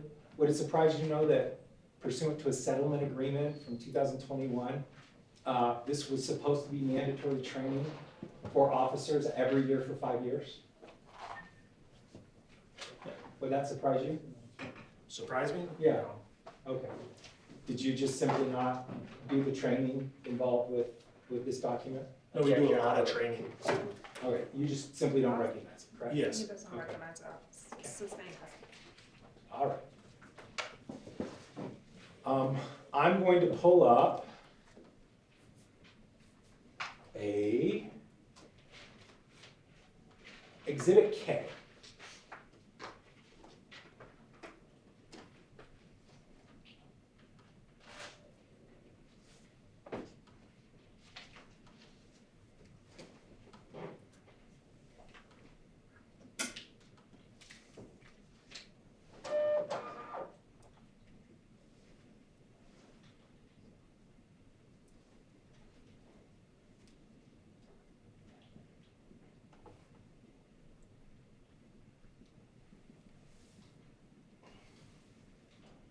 Do you know what this is? Looks like a Google Maps. Okay. Is this the route in blue that the motorcycles traveled? Part of the route, yes, sir. Okay. And as part of that route, oh, excuse me.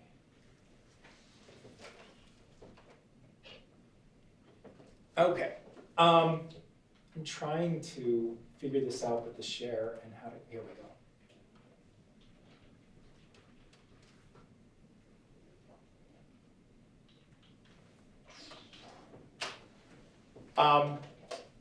I can represent to you, and we can pull it up on Google Maps if you want, that I put the exact time and exact date of them traveling. Meaning from 9 o'clock, traveling from the 7-Eleven at 2691 West Sahara to the Pet Boys at 2030 Las Vegas Boulevard North. Was that, you saw them at that, past that 7-Eleven and then saw them at the end location, correct? Yes, sir. Okay, what does this Google Maps say is the typical time to arrive from those two locations? 7 to 14 minutes. Okay. Now, we've already stipulated that the defendants passed that 7-Eleven at 8:58:27. That was stipulated earlier. Okay? Do you know what time they arrived at the 2030 Las Vegas Boulevard North? No, sir. Okay. If I pulled up the CAD, would that assist you? Yes, sir. Okay. I'm gonna go to 905.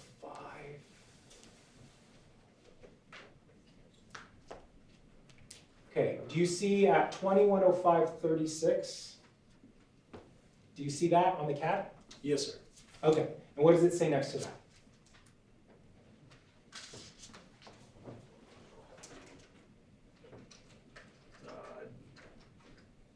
You'd have 2105:36. Yes. Car to car pulling into Pet Boys. So is that the time that the defendants arrived at the Pet Boys? Yes, sir. Okay, how much time did it take them if you subtract 9:05:36 from 8:58:27? How much time is that? Got to do math. Is it 7 minutes and 9 seconds? Sure, yes, sir. Okay, so they arrived at a typical amount of time from traveling from the 7-Eleven at Sahara and Teddy to their end location, correct? Yes, sir. Okay.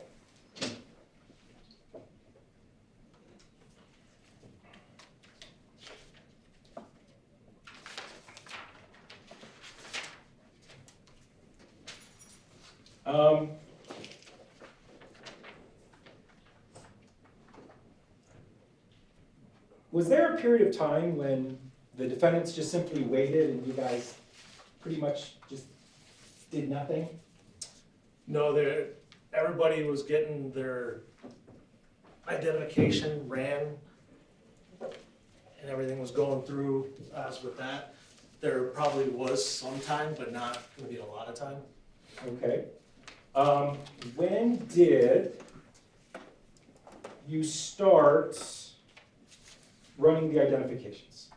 Well, we had to make the scene safe. There was only 2 plainclothes officers, 6 or 7 occupants with motorcycles.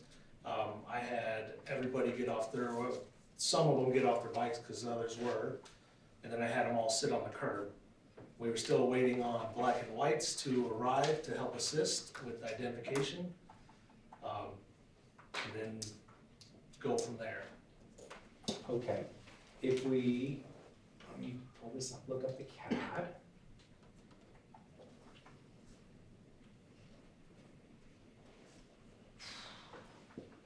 Well, first of all, did you give a speech to the defendants at about 9:22 p.m.? Possibly, Okay. I don't recall. Did you tell them that you were waiting on people to come and talk to them? Yes, sir. Okay. Did you tell them that if they cooperated, quote, we don't gotta be dicks and arrest you? Possibly. Okay.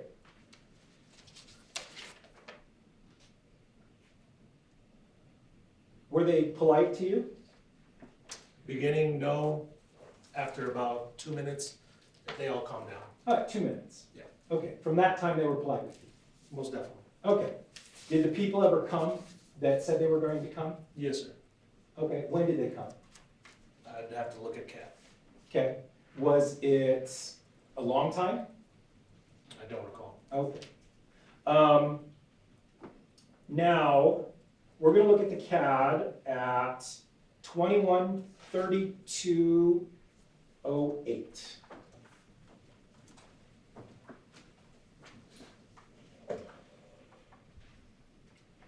Excuse me, we're gonna go earlier than that. At 21:23:08, is that when you started to identify all the suspects? I couldn't tell you if that was exactly the time. But that's the time it was put into CAD. Correct. Okay.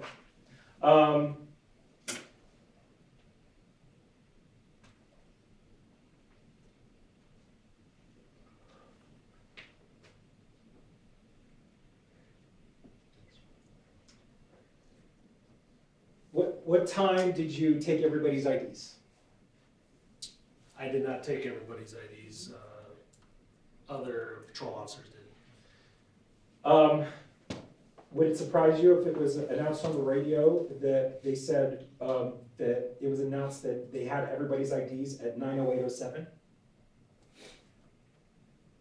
Sure. If that's what Cat said.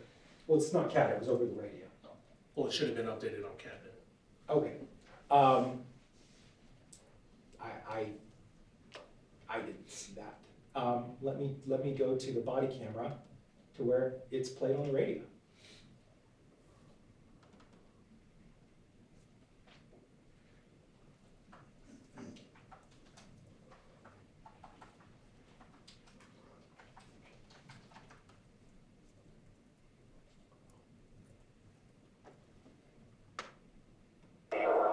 Alright, I'm playing at 8:29. It should come up in about 4 seconds. You're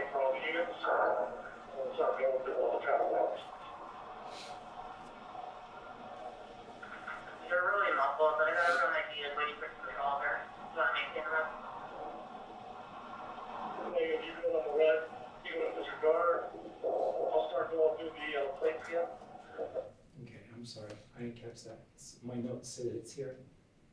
Let me try again at 8:27. Oh, I'm sorry, what exhibit are you playing? Excuse me? What exhibit? It's the King's body worn camera, whichever Which- exhibit that one is. Do you remember where it was marked I can look at it right here. for the record? Exhibit D. Wait for all units. We'll start going through all the travel routes. Let me go earlier. It's not where it's.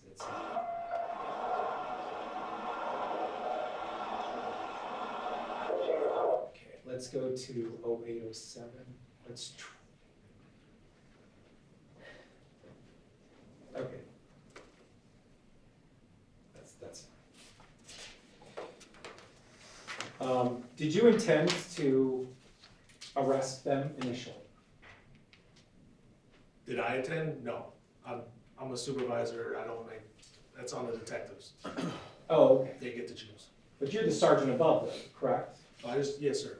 Okay, and the detective that ordered the arrest, he wasn't even in your unit, correct?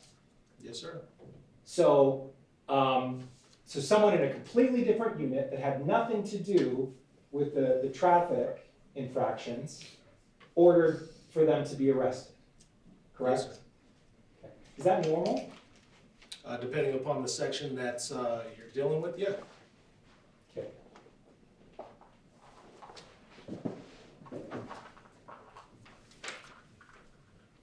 Did you tell the defendants that someone above you, above your pay grade, ordered their arrests? Yes, sir. One last question, were you in Moapa Valley, July 26, 2025? No, sir. All right, I'm done. When you were attempting to catch up to this second group of bikers, did you have to go over the speed limit in order to catch up to where they were? Oh, yes, sir. And then, generally speaking, from the time that you began following these bikers to the time that they stopped, generally that flow, that route you took was traffic heavy at that time. Yes, it was. I'll pass the witness. Any cross space on that? They had some time to get ahead of you, correct, on their motorcycles? They had, after they merged on the I-15 and kept going, you were stuck behind traffic, correct? Yes, sir. Okay, so they had quite a bit of time to get ahead of you, correct? Yes, my vehicle, yes, sir. Okay, because you were in a car and they were motorcycles and they were able to go to the HOV lane, correct? Couldn't tell you which lane they went into. Okay, all right. That's all. All right. Can you read it? No, thank you, I appreciate it. All right, thank you, Sergeant. Please don't discuss your testimony with anyone, and you may be recalled as a witness. Thank you.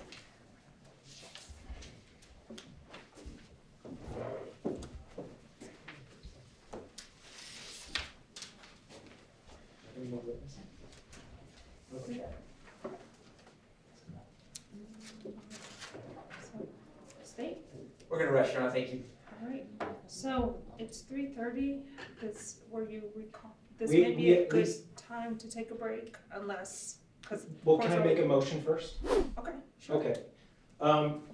Your Honor, from what has been presented to you, multiple officers have said they have no idea how fast they were going. Multiple officers, when asked about them changing lanes, all said that they could not recall any specific instance of a car that any lane changes affected. You saw the video of them merging onto the Sahara and it didn't affect any other cars. This is not a traffic trial, this is a reckless driving trial with a mens rea, which they have shown zero evidence that, that these defendants both recognized and disregarded any danger to person or property. The officers could only talk generally, couldn't say anything specific, and they also admitted that they were not looking at any hand signals, and hand signals could have been made, but they weren't looking for them. And they admitted that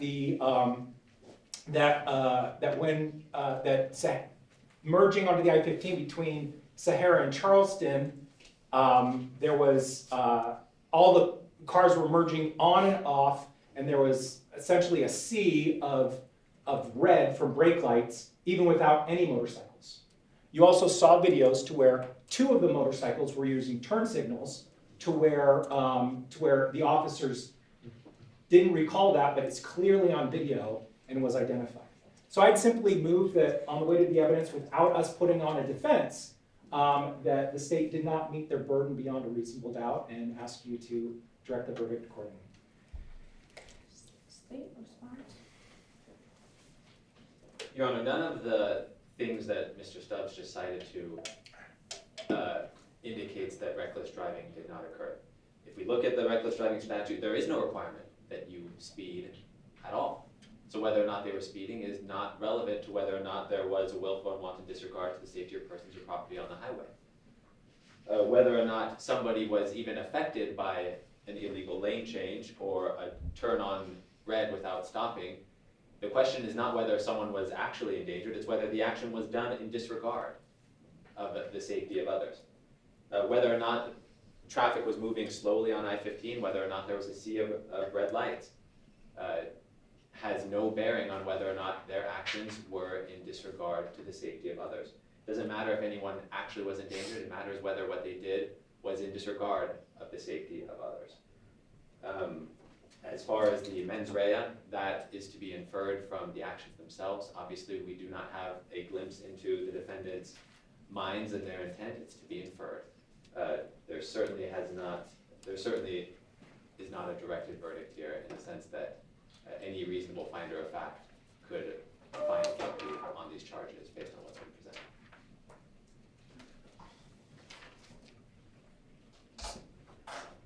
So, at this time, the court is gonna deny the motion to dismiss for a directed verdict. I mean, the court does find that there's sufficient evidence to at least get past the first muster. Doesn't necessarily mean the court is making a finding of whether this is beyond a reasonable doubt or not. However, the first muster of what a reasonable trier of fact could determine, the court does find that the state has proven enough that a reasonable trier, that it can proceed and a reasonable trier of fact could determine guilt or not guilty. So at this time, for that slight burden, the court is going to deny the motion.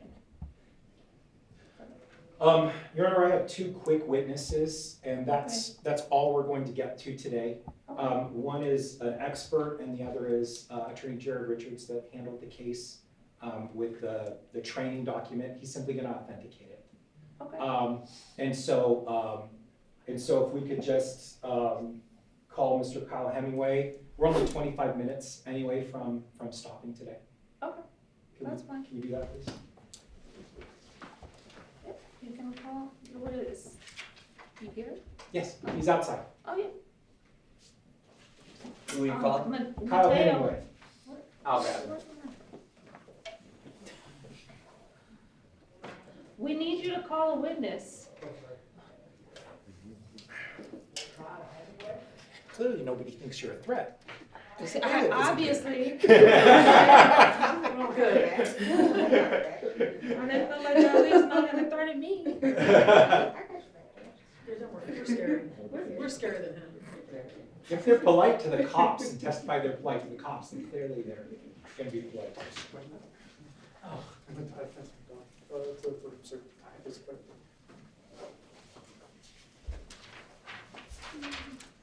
Please raise your right hand. Do you solemnly swear to tell the whole truth and nothing but the truth so help you God? I do. Please have a seat. For the record, state your first and last name with spelling, please. Kyle Hemenway, K-Y-L-E, last name is Hemenway. All right, you may proceed. Mr. Hemenway, the majority of your testimony, for the sake of time, everybody is stipulated to your reports. Okay. And so there's very, very few questions for you. I know you anticipated more, but the CADs and your analysis and the speeds on Sahara have been stipulated to. Okay. Okay. Can we stipulate that he's an expert based on the CV you're going into blood here? I honestly don't know what they are, but sure. It's all Okay. Matthew said, so that's fine. Okay, that's wonderful. All right, so we've stipulated that he is in fact a traffic expert. Okay. Did you do an analysis of a video at a 7-Eleven at Teddy? Yes, I did. Okay. Were you able to determine to a scientific certainty, a reasonable scientific certainty, the speed of the motorcycles as they crossed the 7-Eleven? Yes, I did just do the lead motorcycle, but yes. And what was the range of speed? I believe I had them at 43 to 46 miles an hour. Okay. Were they going the speed of traffic at the time? Roughly, yes. Okay. So essentially the other cars were tracking with them? Yes. Okay. were you able to review the video terribles at Saharan Jones? Yes, I was. Okay. Were you able to determine, based on the cars in the video, the maximum amount of cars that could have possibly been passed, assuming, let's just assume, the defendants claim they weren't speeding at all, right? But let's just assume they were going 20 miles over the speed limit, something crazy, right? Okay, assuming that, what's the maximum number of cars that they could have passed between Desert Inn and Sahara? So assuming they were going, Foundation for the maximum number of cars, what is that based on, the foundation? Okay, I was gonna ask them how accurate, but let's do it. Did you do an analysis of the maximum number of cars based on the video? I withdrew my question. Right. Did you do an analysis of the maximum number of cars based on the video that the defendants possibly could have passed if they were going 20 miles over the speed limit? based on the vehicles that we can see in the video, yes. Okay. How did you come to that conclusion? So I determined the distance from Desert Inn to Sahara of 5,482 feet. And then at 45 miles an hour, it would take approximately 83 seconds to travel that distance. At 65 miles an hour, it would take approximately 57.5 seconds. Therefore, if they're traveling 20 miles an hour faster at that 65 miles an hour, they would arrive approximately 26 seconds sooner than those vehicles that were traveling the posted speed limit. And so then you see the motorcycles come into frame within the video, and then after the trailing motorcycle comes into video frame, you can only see about 6 vehicles. Yeah, 6 vehicles come into frame after that trailing vehicle. Over the 25 seconds? Over those 25 seconds, yes. Okay. So then could you determine the maximum number of vehicles based on the vehicles that arrived that they could have passed between Desert Inn and Sahara? Yes, that was the 6 vehicles. Okay. All right. How many lanes of traffic were there on Jones between Desert Inn and Sahara? There were 3 through travel lanes. Okay. And so, and what is, you said in feet, but in miles, what is the different distance between Desert Inn and Sahara? It's just over a mile. I don't have that. I have a calculator here if you would like me to calculate We it. could say just over a mile. Just over a mile. Okay. So in just over a mile, over 3 lanes, there were only 6 other cars that, if they were going crazy speed, like 20 miles over the speed limit, they could have even possibly passed or affected, correct? From what we can see in the video, yes. Okay, thank you. Pass the witness. Mr. Hemenway, I think you kind of clarified it, but you're basing it just on what cars we can see in the video itself, correct? That's correct. So there could have been cars that turned off or into different strip malls or other areas? It's possible. We just can't see it in the video. Okay. And there's also possibly more cars that turned into traffic that also then later maybe stopped because of the speed of the vehicles that were passing and didn't ever make it into the frame? I'm sorry, can you say that again? So there's also a possibility that cars could have turned onto Sahara and onto Jones, and that they could have actually just stopped their vehicle because of the speed in which cars were passing them, and they never made it into the camera frame. I don't believe I understand what you're saying. Okay. If I understand you correctly, they stopped further south on Jones? Correct. Before Just they made it into the camera view. They just stopped in the middle of the travel lane? Yes, or pulled over to the right because maybe they got nervous at the speed that people were passing them. I would say that maybe it's possible. That's all I'm asking. Okay. There's also a possibility when you're doing the average speed calculations, average speed is just a general time frame about how fast they would have gone, just generally speaking, correct? It's just an average speed over a distance, yeah. So Okay. So they could have gone slower or faster than those speeds at different various times during the length in which they arrived at those locations. technically, yes. Okay. So they could have at one point, again, these are obviously not accurate, but they could have been going 200 miles an hour for a short distance of time and then gone 7 miles an hour for a longer period of time. I mean, that's technically possible, yes. Yeah, just asking for possibility. Yes. Okay, so we don't know exactly how fast the motorcycles were going for that entire distance. We do not know. Okay. And at one point, you did make a calculation, I believe you said at one point during these calculations that you made, that they were going 51 miles an hour on one stretch? I believe I have an average speed of 51 miles an hour from Lindell to Decatur. And as far as you know, that would be over the speed limit? Yes. And did you do any calculations on how many cars they would have passed from the time of Lindell to Decatur? We did not have any video from there, so I was not able to do that.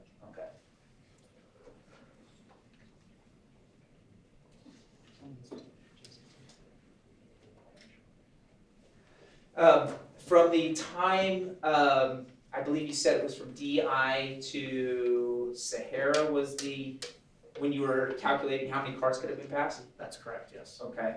How many stoplights or stop signs are there between between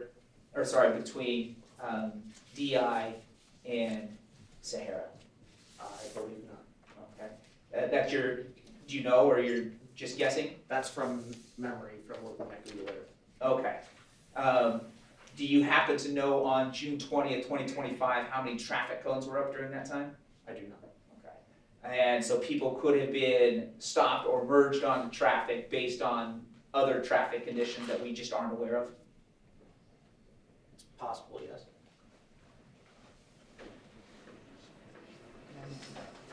Do you know whether or not there's a stoplight at Edna on Jones? I do not. I'll pass it to Sean. I'm done. All right, Mr. Hemenway, thank you for your testimony. He's free to leave. Yes, he's Okay. free to leave. Mr. Thank you. Hemenway, you are free to leave. Thank you. Please don't discuss it. And thank you for your reports. If we could call Jared Richards, it should be quick. All right. Jared. Raise your right hand, please.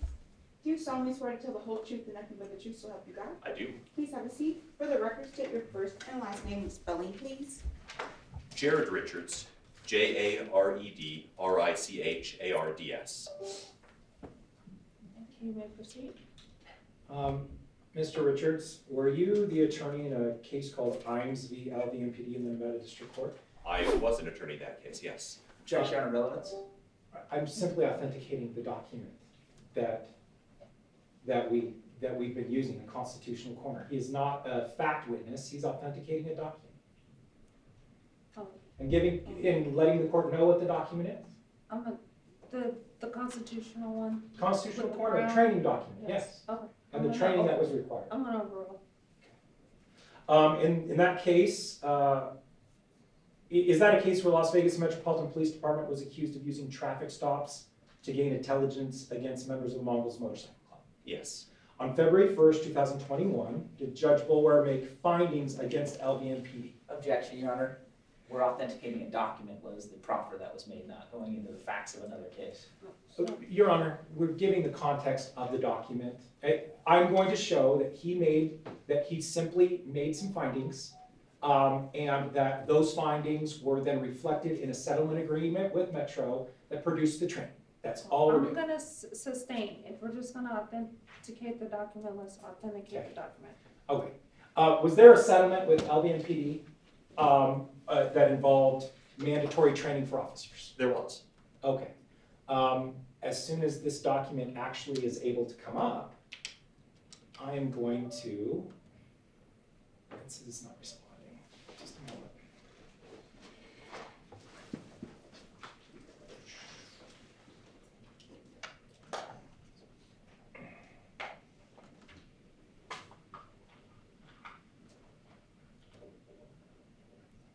It's making me stop share and reshare, so I'll do that.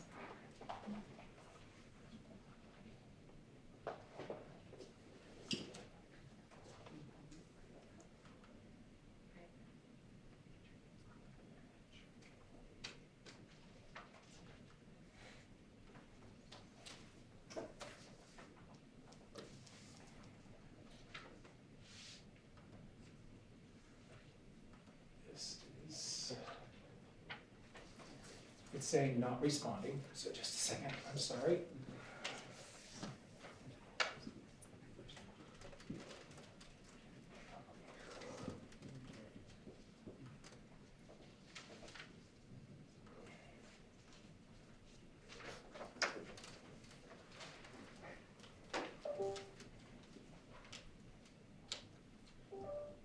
So that we don't have to share it, can I just simply bring my laptop up? Yes, absolutely. Okay. I'm gonna show you Defense Exhibit A. Okay, here it is.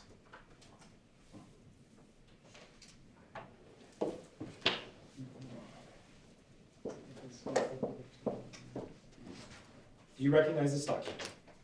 May I? Please.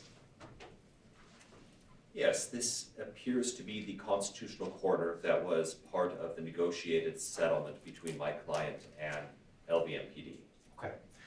Was this document mandatory training for LVMPD as part of the settlement? As part of the settlement, I believe that, as I recall, this was supposed to be given to the officers as part of training, I believe once a year for 5 years. Okay. I'd ask that this be admitted No Any objection. as Exhibit A. All right, it'll be a minute. Okay. Thank you. I'm finished with the witness. So, I want to pick up the job.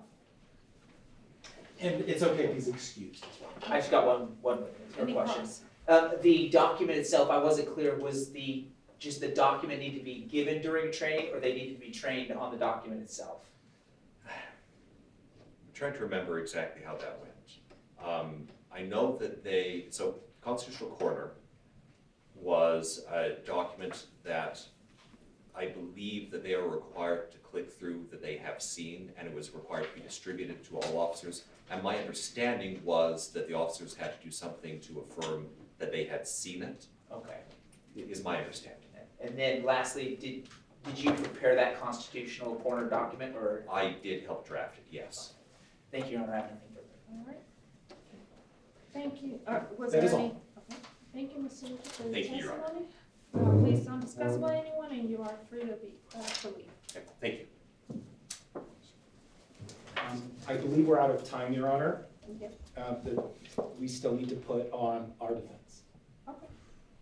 All right. Are you recalling the officers so that they can still be under subpoena?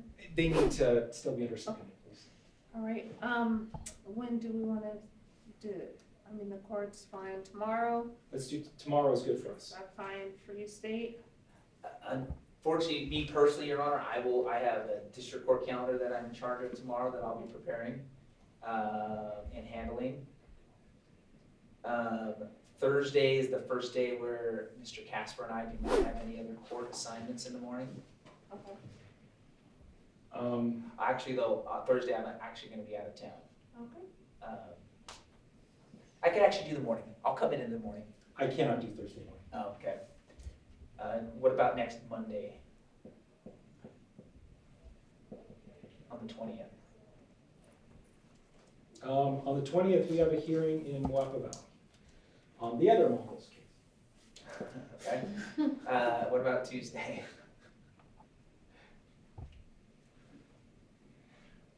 I wish you could do tomorrow, I really do. I'm sorry. Tuesday, we have a hearing in I have a hearing in Boulder City. What day can you do next then after this week? Well, I can't do Wednesday, I can't do Thursday. I can do Friday the 24th. We're closed on Friday. Okay.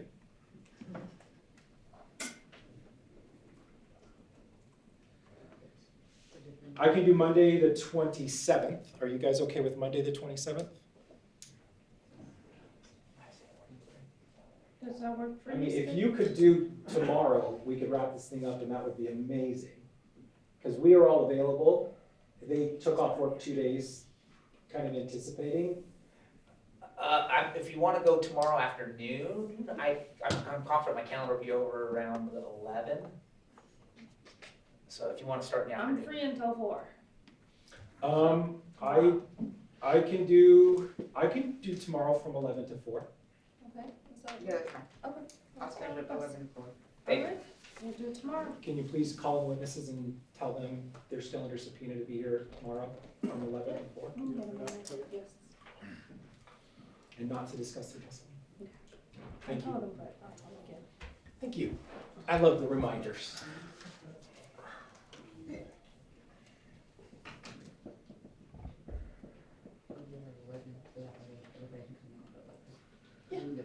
Okay, so we have no special statement.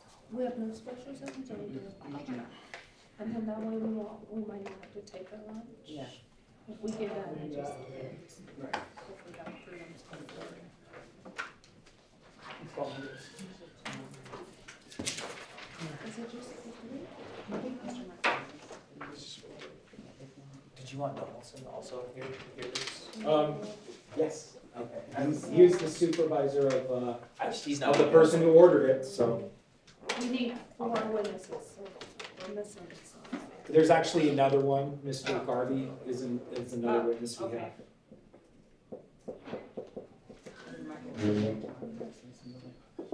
Like there's, Mr. Rodriguez. yeah, Mr. Rodriguez, we already excused. Okay, so he's, Yeah, we don't need Rodriguez, we need, that's the only one I was missing. yeah. I'm just gonna be And then, right back tomorrow. Mr. Richards, and Mr. Hemenway are also excused. All right, thank you, officers. So we're actually concluding it today, right now. We will be back tomorrow from 11 to 4, need be if we have to stay to 4. So you're still under subpoena, so please don't discuss your testimony with anyone. And we'll see you back tomorrow. Thank you. Anything else before?